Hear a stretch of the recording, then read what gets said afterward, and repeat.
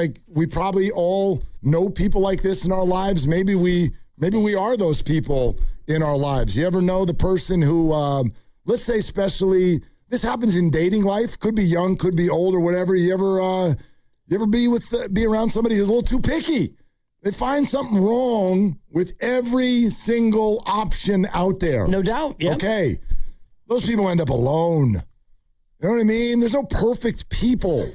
Like, even when they feel perfect at the beginning, you're going to argue with them. They're going to annoy you. That's life. Like, there's no perfect fit. That doesn't, come on. That's I'm thinking in about books. the person at the in the produce aisle at Safeway, and I'll see you in the aisles, and you see somebody who is hovering over the cantaloupe, and you pick up the cantaloupe and you squeeze it, and you look, and then you end up picking up like 27 cantaloupe because you want the best, ripest, most ready-to-go cantaloupe, and just pick up the lope, dog. Do you know, actually, I'm so glad you brought that up. Do you know how you check a cantaloupe? Like, I'm really good at checking an orange. I'm really good at checking grapes. Yep. Cantaloupe. I see people knock on them. Yes, absolutely. I'm like, did it answer? You got to tap it. I'm ripe. Like, how did I knock on? What am I listening for? It's not the listening, it's the relative softness, and then it's also the smell. So you got to tap it and sniff it. That's not appropriate to do at a grocery store. We're talking about cantaloupe. I know. And it's a fact. Yeah. So we usually... if it's too aromatic, that means it's gone too far, right? Exactly. Yeah, so that's what, okay. We get our cantaloupe from a local farmer's market, and my wife will go in and say, pick me out one that's ready tomorrow. And then the lady will pick one up and like hit it a couple times, and she's like, yep, this is the one. And I mean, I don't really get it, but yes, to your point about pickiness, some people are super like overly picky about everything. Well, that's my question about the Warriors right now. That's my question. And, Grandy and I a few weeks ago got into a big old Jaylen Brown fight. Probably people had to text Guru and say, are they okay? Right. Mark on mark crime. Things like that. Jaylen Brown, there's two pieces of this for me. I'm very confused about Jaylen Brown. I'm super confused. I still am. I don't understand why the Celtics were so hell-bent on getting rid of him. I don't understand why Paul George and 2 first-round picks was the return. I don't understand why, if that was the return, the rest of the NBA wasn't in on this as well. And then when people talk about the Warriors and Jaylen Brown, apparently that conversation wasn't happening this offseason. It was happening back in February. And in February, it was going to be Jimmy Butler and 4 first-round picks. That sounds a little steep to me. Very steep. Especially if it's Paul George and 2 ones. That's question number one for me. This guy was phenomenal last year with no Jason Tatum for much of the year. And then the Celtics are just like, we got to get rid of him. Can someone explain this to me? Normally when a star gets traded, we get the reasoning behind it. I still sit here today not fully understanding why Jaylen Brown had to go. But that's piece. But we don't always get the actual reasoning. Like Dallas, like Luka Doncic, he drinks and he smokes cigarettes. Yeah, he was a big fatty. I mean, really? Is that what it is? He goes to LA and he's not fat anymore and he's still really good. You're right. I'm not saying that we're always going to get to know, but I'm going to move forward in life still confused as to why the Boston Celtics decided that Jaylen Brown was like hot potato. Guy, get rid of it. Just get it out of here. Okay, fine. That's piece one. Piece two, if the Warriors wanted to say no because of the price, I got no issue. But if the Warriors wanted to say no because they were worried about 2030, I do have an issue. That's not where your head should be. It's just not where your head should be.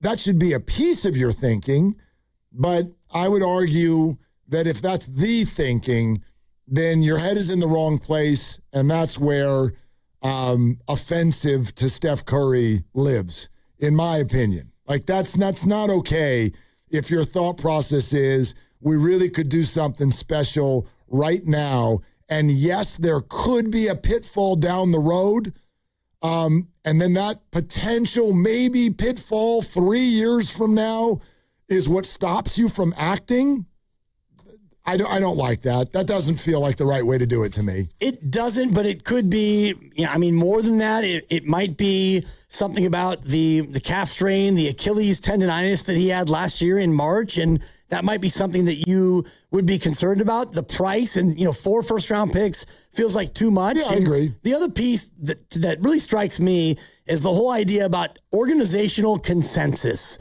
And it feels like right now they don't have a lot of organizational consensus. And I can't get beyond draft night. And I know this is not really a thing, but you're about to make the pick for Yaxel Lendenborg. Yeah. And we go live to the draft room, and Joe Lacob is very animated with Mike Dunleavy over something. And we found out that it was make the pick, like hurry up and make the pick. Just make the pick. The idea of ownership being overly involved in what the basketball people are doing, that to me reeks of a lack of organizational consensus. Remember, he texted Steiny, we're in alignment. Right. Steiny got the text. We are aligned. Aligned in what? I don't know. Right. But their behavior suggests that they are. Steve Kerr signed back. That's all he was looking for was eventually alignment. Right. But that was the word all year. Are we aligned? And then he did. And then, Mike Dunleavy, in the press conference. Joe's just barking. He just wanted us to make the pick. And I told him to relax. We're going to make the pick. And, right. They all sound like their behavior suggests alignment. So the alignment is, you know what? Last year was really not great. We were the 10 seed. And we're all aligned in that we want to run it back. Either we get LeBron or we're just going to run it back. Hands in the middle. Alignment on 3, 1, 2, 3 alignment. I don't know. Listen, this is it. It is. I'm not going to say that it's easy to figure out. I think about it this way. You own a home, and I don't know if this was a part of your thought process at the time or not. But those out there who have saved money year after year after year, and maybe you're budgeting for kids to go to college or whatever. There is that thought of, is now the time? I've got all this. I got this bucket of money that I've spent my whole life saving. Do I pounce now? Is now the right time? Or do I wait? That can be tricky. Yep. And I feel like that's the game the Warriors are playing. But what we're doing is, I think we're running the risk now of being risk averse.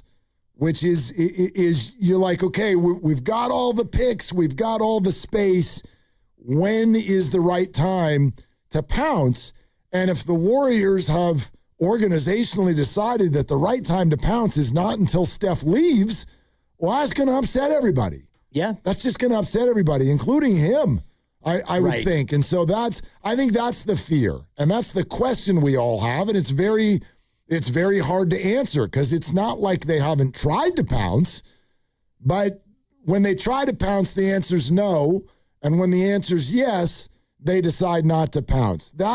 Whether that's right or wrong, that is what has happened so far. Right. And I guess you could be a little bit more risk averse when you have the resume that they have. And you mentioned buying a house, and I lived in the city with my first wife, and we had a 600 square foot apartment, and we had a almost 3-month-old baby who was loud.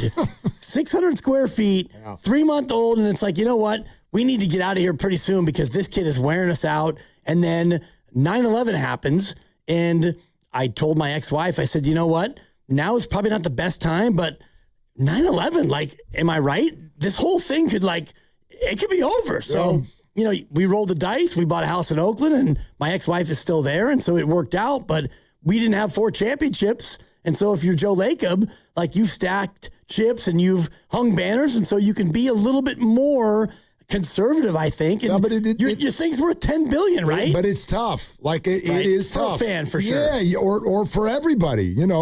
Somebody's over there yelling, YOLO, come on, let's do it. And you're like, yeah, but oh, God, okay, but Achilles and 31 and is he the right guy to handle this? Why does Boston want to get rid of him so bad? I get all the questions. I'm not here banging on the table saying Jaylen Brown was definitely the one that you should have gotten. It stings a little bit when it feels like, don't know if this is true, but it feels like let's say they had gotten Jaylen Brown, would they now also have LeBron James? That's fair. I don't know that to be true. It certainly feels like they would have had a better shot if they had done that, as opposed to having Jimmy Butler. So that's a little salt in the wound. I think where this all falls for me, though, is, okay, Warriors, if you're going to try to convince us that the right thing at the right time has not come along yet, we really, really value our flexibility, okay. I can join you on the flexibility train one more time. One more time. One more time. You're talking about optionality. You can't do this again next summer. And if you already think it's too late, I have no issue with you. But one more time. You cannot hold your flexibility just until Steph leaves and then be like, look, flexibility. We're flexible. I wonder, your words are your words, and I'm totally with you, but I wonder how Steph feels. That to me. Well, everybody's wondering that. Yeah. And hasn't shown any. Maybe he's with you, though. Like, okay, one more season. Yeah. I'm going to give you one more year, and then, all right, optionality. Let's go.